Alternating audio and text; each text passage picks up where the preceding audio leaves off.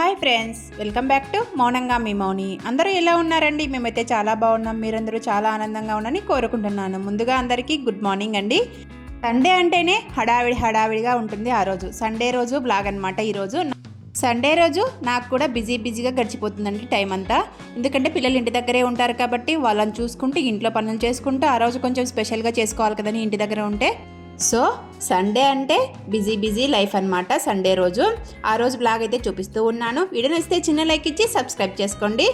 నా వీడియోస్లో కొంచెమన్నా యూస్ఫుల్ కంటెంట్ ఉంటే ఖచ్చితంగా సబ్స్క్రైబ్ చేసుకొని ఒక చిన్న లైక్ అయితే ఇవ్వండి. సండే అని చెప్పాను కదండి, సండే రోజు కొంచెం స్పెషల్గా చేసుకోవాలి కాబట్టి ఎగ్ కర్రీ అయితే చేస్తున్నానండి. కాజు ఎగ్ కర్రీ అనమాట ఇది. ఫస్ట్ బాండీ పెట్టేసి బాండీలో 2 టేబుల్ స్పూన్ ఆయిల్ అయితే వేసానండి. ఆయిల్ వేసిన తర్వాత 2 ఆనియన్స్ అలాగనే చెక్క లవంగాలు వేసేసి నేను ఇక్కడ వేయించుతున్నాను అనమాట. అవి వేయించిన తర్వాత 3 టమాటాలు వేసుకుని సన్న మంట మీద మెత్తగా మగ్గించుకోవాలి. అవి కాస్త మగ్గిపోయిన తర్వాత మనకు కావాల్సిన కాజులను వేసేసి కొద్దిసేపు అయితే దోరగా వేయించుకోవాలండి, పచ్చివాసన పోయే వరకు. కాజు ఎగ్ కర్రీతో పాటు నేను ఇక్కడ జీరా రైస్ అయితే చేస్తూ ఉన్నానండి. ఈ జీరా రైస్ చేయడం కూడా చాలా ఈజీ ప్రాసెస్ అనమాట. జీలకర్ర మన హెల్త్కి మంచిదని చెప్పేసి నేను ఈ జీరా రైస్ అయితే చేస్తూ ఉన్నాను. ముందుగా గిన్నె పెట్టేసి అందులో 2 టేబుల్ స్పూన్ ఆయిల్ అయితే వేసానండి. 1 టేబుల్ స్పూన్ నేను కూడా యాడ్ చేశానండి. నేను యాడ్ చేసిన తర్వాత బిర్యానీ ఆకు ఉంటుంది కదా, ఆ బిర్యానీ ఆకు అయితే 3 తీసుకొని ముక్కలా కట్ చేసుకొని దోరగా వేయించేసుకున్నాను. అవి వేగిన తర్వాత మనకు 2 టేబుల్ స్పూన్ జీలకర్ర అయితే యాడ్ చేసుకోవాలండి. జీరా రైస్ కాబట్టి జీలకర్ర అయితే 2 టేబుల్ స్పూన్ ఖచ్చితంగా వేసుకోవాలి. అందులోనే 2 పచ్చిమిర్చిని కూడా వేసుకోవాలి. నా దగ్గర పచ్చిమిర్చి ఎక్కువగా లేవని చెప్పేసి 2 చీలికలుగా ఉంటే అవి చీలికలుగా కట్ చేసుకొని వేసుకున్నానండి. అవి కొద్దిగా దోరగా వేగిన తర్వాత మనం ముందుగా నానబెట్టుకున్నటువంటి రైస్ అయితే తీసుకోవాలి. మనం నార్మల్ రైస్కు ఎసురు ఎలా వేసుకుంటామండి అలానే వేసుకోవచ్చు అనమాట. ఈ రైస్ కూడా మీరు కావాలంటే కాగే ఎసురుని కూడా వేసుకోవచ్చు అనమాట. నేను నార్మల్ ఎసురే పోసానండి రైస్కి అయితే. నార్మల్ చల్లవా ఎసురు అయితే పోసేసి మన రుచికి తగినట్టుగా సాల్ట్ని అయితే యాడ్ చేసుకోవాలి. మనకు తెలుస్తుంది కదండి ఈ రైస్కి ఇంత సాల్ట్ పడుతుందని చెప్పేసి ఆ క్వాంటిటీలో మనం సాల్ట్ వేసేసుకొని కలిపేసుకొని మళ్ళీ మూత పెట్టేసుకోవాలండి. మనం నార్మల్ రైస్ ఎలా చేసుకుంటామండి అలానే చేసుకోవచ్చు అనమాట. వంటనైతే లో టు మీడియం ఫ్లేమ్లో పెట్టి మనం ఉడికించుకోవాలండి. అప్పుడే మనకు ఏ వంట అయినా కూడా రుచికరంగా వస్తుందన్నమాట. కాజు ఎగ్ కర్రీలోకి అయితే ఎగ్స్ అయితే ఉడకబెట్టేసుకున్నానండి. ఆ ఎగ్స్ను మా బాబుకి ఇచ్చాను ఒల్చమని చెప్పేసి, కూర్చోబెట్టేశానండి ఒల్చు అని చెప్పేసి. సండే వచ్చిందంటే మాత్రం వీళ్ళ అల్లరికి అదుపు ఉండదండి. ఏదో ఒక అల్లరి చేస్తూనే ఉంటారు ఇద్దరు కలిపేసి. ఎప్పుడు కొట్టుకుంటూనే ఉంటారండి ఇద్దరు. నాకైతే విసిగేస్తుంది అనమాట. అందుకోసం వాళ్ళు కొట్టుకోకుండా ఉండాలంటే ఏదో ఒక పని చెప్తూ ఉండాలని చెప్పేసి నేను ఇక్కడ వేడికి అయితే పని చెప్పేశాను. వాళ్ళ అక్క అయితే వేరే పని చేస్తుందన్నమాట.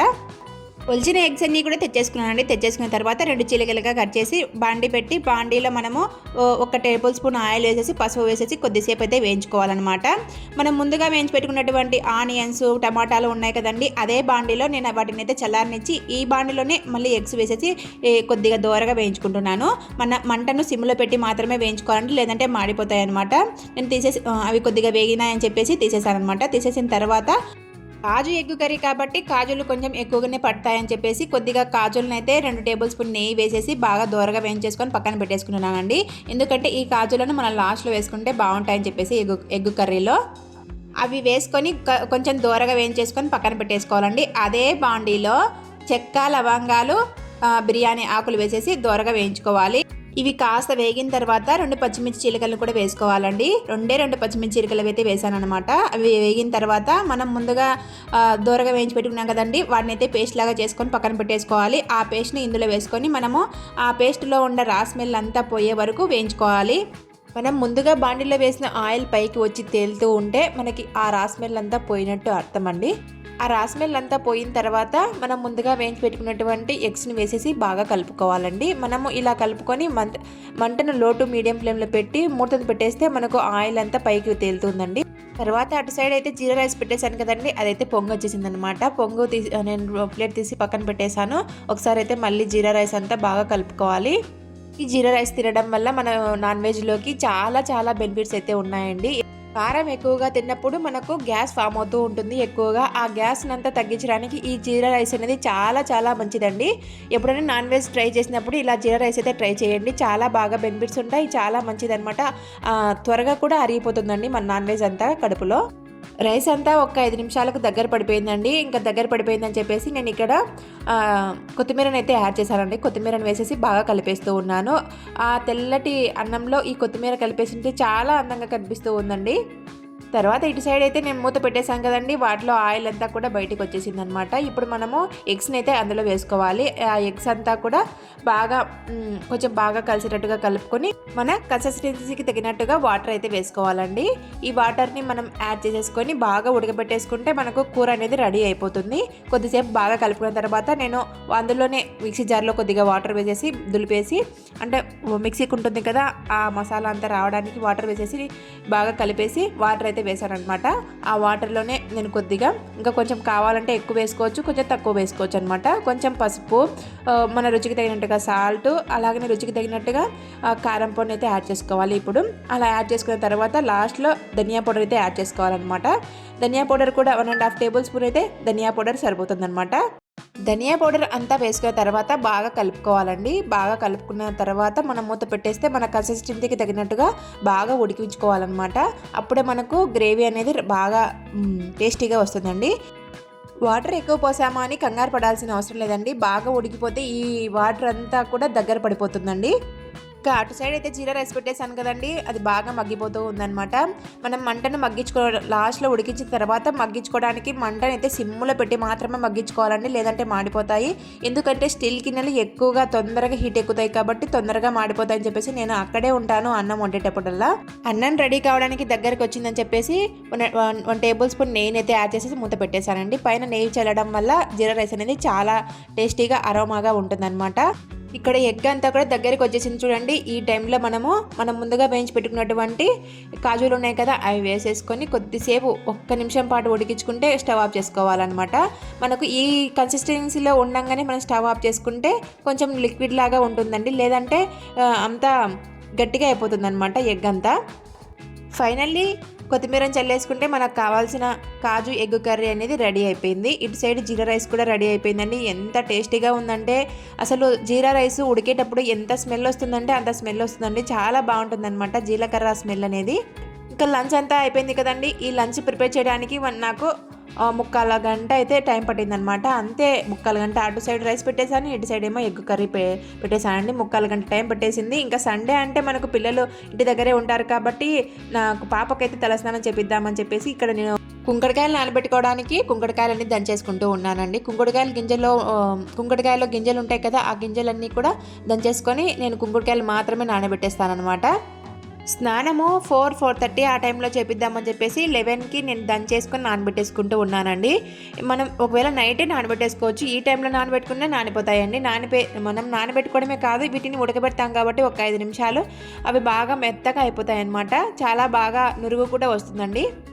నేను కుంకుడుకాయలతో పాటు షీకాయలు కూడా దంచేసుకుంటూ ఉన్నానండి. ఇక్కడ కొంచెం ఈ షీకాయలు కుంకుడుకాయలు కొంచెం పురుగు పట్టినాయని అని చెప్పేసి ఇలా ఎండలో అయితే పోసానండి. ఈ ఎండలు అయితే విపరీతంగా స్టార్ట్ అవుతూ ఉన్నాయి కదా, ఎండలు అయితే పెట్టేశాను అనమాట. మాకు మందార చెట్టు ఉందన్నమాట, ఎర్ర మందారము. ఆ ఎర్ర మందారం ఆకులు కూడా వేసేసి ఉడకబెడదామని చెప్పేసి ఆకులన్నీ కూడా కోస్తూ ఉన్నాను నేను ఇక్కడ. మందారం ఆకులు కూడా జుట్టుకు చాలా మంచిదని చెప్తూ ఉంటారు కదండి. మందారం ఆకులు, కుంకుడుకాయలు, షీకాయలు ఇవన్నీ నానబెట్టేసుకొని తలంటు స్నానం చేస్తే చాలా బాగుంటుందండి హెయిర్ అనేది. నేను 2 వీక్స్కి ఒకసారి టైం ఉన్నప్పుడు చేపిస్తానండి, వీక్లీ. లేదంటే మామూలు తల స్నానం చేపిస్తానమాట, షాంపూ పట్టించి, మీరా షాంపూ పట్టించి. ఇక్కడ మందారం ఆకులు అయితే నేను లేతగా ఉన్న ఆకులన్నీ కూడా కట్ చేసుకుంటూ ఉన్నాను అనమాట. చూడండి, ఆకులన్నీ నేను కట్ చేసుకొని కడిగేసి వీటిని నానబెట్టేస్తే మళ్ళీ స్నానానికి ఒక 1/2 అవర్ ముందైతే ఉడకబెట్టేసుకుంటే సరిపోతుంది. ఏంటి అక్క చేతులకు కవర్లు కట్టుకుంది అనుకుంటున్నారా? ఏం చేస్తామండి, ఆడపిల్లలు ఉన్న తల్లిదండ్రులకైతే అస్సలు తప్పదనమాట ఈ బాధ అనేది.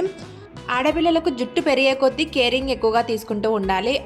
దట్టు పిల్లలు స్కూల్కి వెళ్ళే పిల్లలకైతే ఇంకా కేరింగ్ ఎక్కువగా చూసుకుంటూ ఉండాలండి.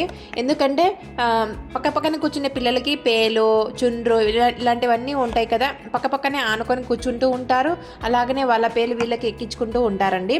మనం ఎంత కేర్ తీసుకున్నా అప్పుడప్పుడు పేలు ఎక్కించుకొని ఇంటికి వస్తూనే ఉంటారండి. మా పాప కూడా పేలు ఎక్కించుకొని ఇంటికి వచ్చిందనమాట. ఒక 1 వీక్ అయిందనమాట, పేలు గీరుతూ ఉంది. నాకు ఎలా తెలిసిందంటే పేలు అనేది మామూలుగా జుట్టు దూతాం కదా, ఆ జుట్టుకైతే వచ్చిందనమాట పేలు.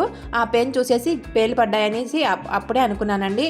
పేలు పడితే ఒక రోజులోనే వెళ్ళిపోతాయండి, అసలు పోవు కదా. ఇంకా ఆ పేలు వృద్ధి అవుతూనే ఉంటాయి. పేలు చిన్న పేలు, అలాగనే సన్న పేలు, ఈపులు ఇవన్నీ పడుతూనే ఉంటాయి కదా జుట్టంతా. ఇంకా మనం ఎంత చేసినా ఆ పేలు అనేది పోవండి.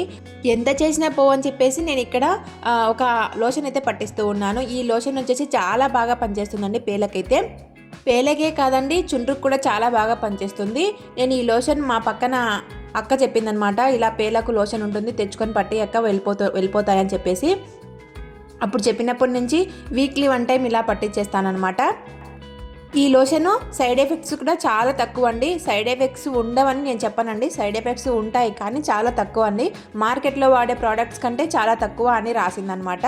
నేను అందుకోసం ఈ లోషన్ అయితే వాడడానికి ట్రై చేస్తూ ఉన్నాను. ఇంతకుముందు పట్టించానండి, అప్పుడు వెళ్ళిపోయాయండి, మళ్ళీ పడ్డాయన్నమాట. స్కూల్కు కాలేజీలకు వెళ్ళినన్ని రోజులు ఇలా పేలు పడుతూనే ఉంటాయండి. మనము వీటిని పోగొట్టుకుంటూనే ఉండాలి ఇలా లోషన్స్ పట్టించి. మంచి ప్రోడక్ట్ని వాడితే సరిపోతుంది కదా అని చెప్పేసి నేను ఈ లోషన్ అయితే పట్టించి మీకు షేర్ చేస్తూ ఉన్నానండి. వీడియో నచ్చితే చిన్న లైక్ ఇచ్చి సబ్స్క్రైబ్ చేసుకోండి. ఈ లోషన్ పట్టించిన తర్వాత 2 గంటలు అయితే పెట్టేసుకొని తర్వాత తలస్నానం చేపిస్తే సరిపోతుందండి. 2 గంటలు అంటే 2 గంటలే అనమాట. బాగా నవ పెడతాయండి ఈ లోషన్ పట్టించిన వెంటనే. నవ పెట్టడం స్టార్ట్ అవుతుంది. అవి మనం స్నానం చేసినప్పుడు నీళ్ళల్లో వెళ్ళిపోతాయి అనమాట పేలు. ఎవరికైనా మీ ఇంట్లో ఆడపిల్లలకు కానీ, మీ రిలేటివ్స్లో ఆడపిల్లలకు కానీ, మీ బంధువులు మీ ఫ్రెండ్స్లో ఆడపిల్లలకు కానీ పేలు ఎక్కువగా ఉంటాయి కదా, వాళ్ళకైతే ఈ లోషన్ని షేర్ చేయండి. వీడియో నచ్చితే చిన్న లైక్ ఇచ్చి సబ్స్క్రైబ్ చేసుకోండి. నేను లోషన్ అంతా పట్టించిన తర్వాత ఇంకా 2 అవర్స్ తర్వాత స్నానం చేయించానండి. స్నానానికి ఒక 1/2 అవర్ ముందు ఉడకబెట్టేసుకుంటున్నాను చూడండి. కుంకుడుకాయలన్నీ ఇలా ఉడకబెట్టేసుకొని పిసికేస్తే మనకు రసం అనేది రెడీ అయిపోతుంది. ఇలా లోషన్ పట్టించి మనము 2 వారాలు ఇలా చేస్తే పేలన్నీ కూడా వెళ్ళిపోతాయండి. చాలా రిలీఫ్గా ఉంటుందన్నమాట పిల్లలకు కూడా.